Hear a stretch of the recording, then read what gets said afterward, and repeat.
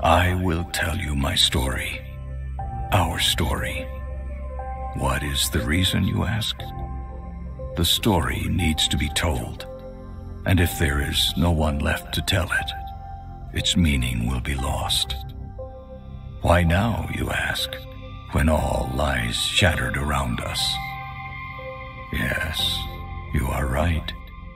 But we are at the end of times, and when something ends, something else begins. So my story might yet live on in this world.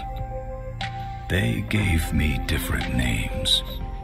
They called me the hero, the one who sacrificed everything to save the people and the land. They called me the destroyer, who betrayed the trust of all races and brought the end of times. I am both, and I am neither. I want you to hear me, see through my eyes, understand the reasons for the things I have done, and before I pass from this world, I need to be judged. I need you to judge me.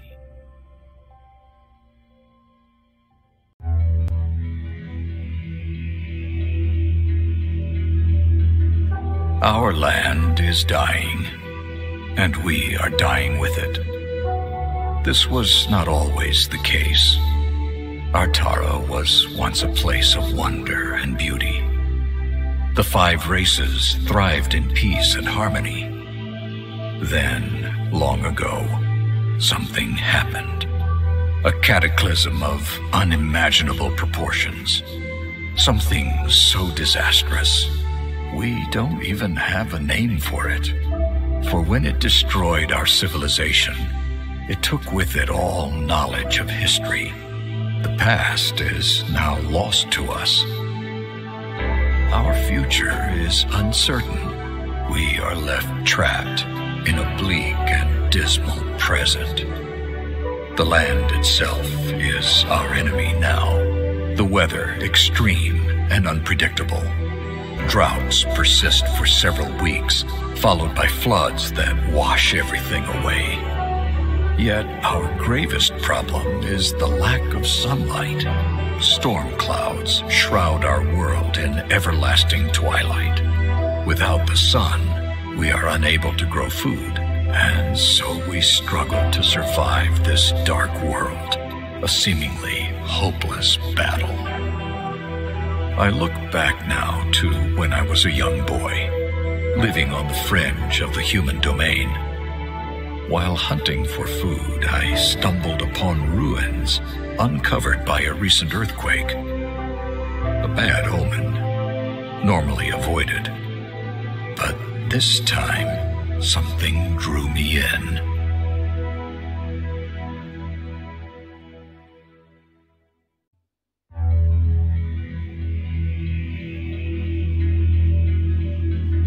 Descending the stairs led me to a crystal throne which glittered with swirling light.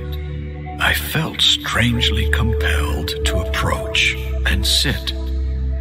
As I took my place upon it, a sudden torrent of light enveloped me. The illumination overwhelmed my senses.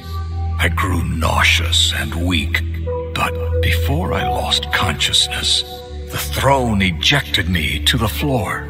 I fled and told no one what happened, for fear of being deemed tainted and banished from the village, for this was the way of my people. I tried to forget the experience, to convince myself it was my overactive imagination. But the visions that followed said otherwise. Every night, the nightmares came. Their torment highlighted my confusion, as each morning I remembered little, fragmented images, words which made no sense, nothing more. I would have thought myself mad, if not for the strange, incomprehensible symbols I often drew in the sand.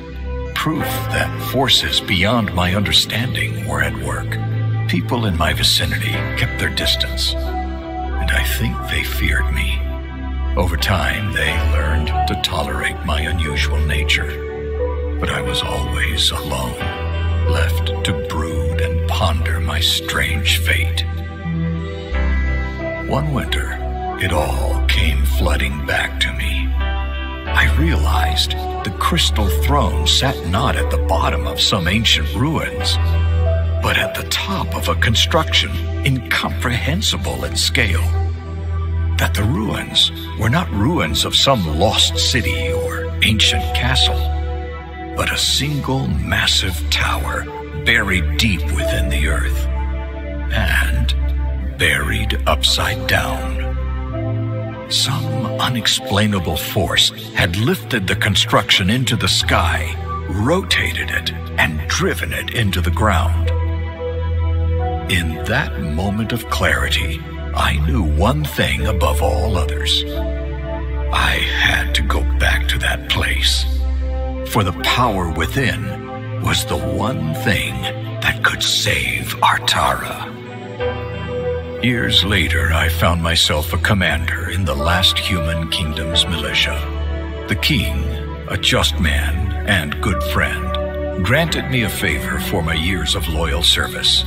I had but one request: a small force of men and resources to return to the village of my birth and explore the tower. Preoccupied by an eroding empire, the king held little interest in ancient ruins and towers. He did, however, see the reclaiming of a long-abandoned village on the border of an ever-shrinking kingdom as a boost to the people's morale. He gave me what I requested, and his blessing.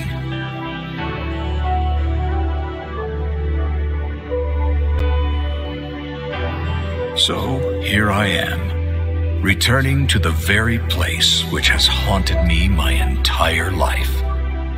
It is a desolate place now. Time has not been kind to my village. Most of it has rotted or been washed away. Yet the tower remains just as I remember it. I am in awe of the power within, and perhaps fearful. The men and I are setting up the camp in the village, while Cain and Maev, two of my most capable warriors, will scout the tower. Once again, I feel its call. We must uncover its secrets. We must find a way to reach the power within. If we fail, it will be the end of us.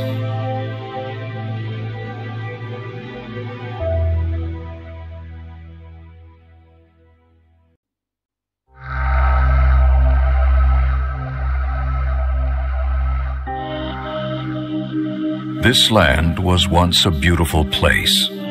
All 5 races lived in relative peace and harmony. Trade flourished and technological advancements were made.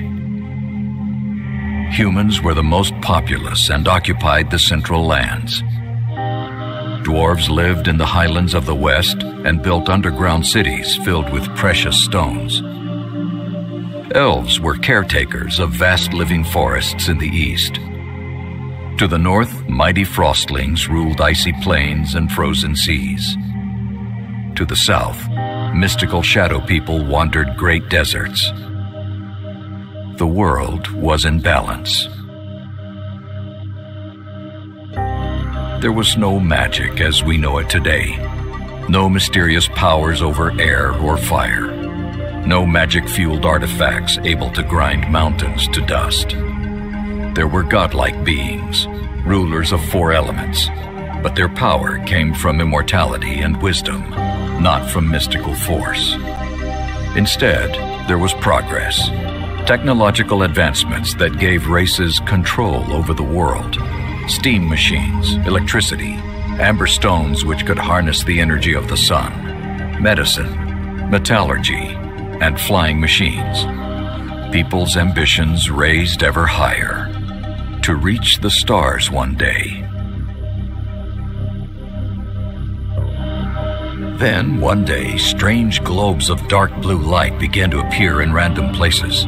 People did not know what to make of them, but they soon learned that if touched, they were absorbed by the body, giving the person mystical powers. They could heal wounds, call rain to fertilize crops, or lift heavy objects. Most people assumed this power came from the earth itself as a reward for them being worthy or caring about the land so much.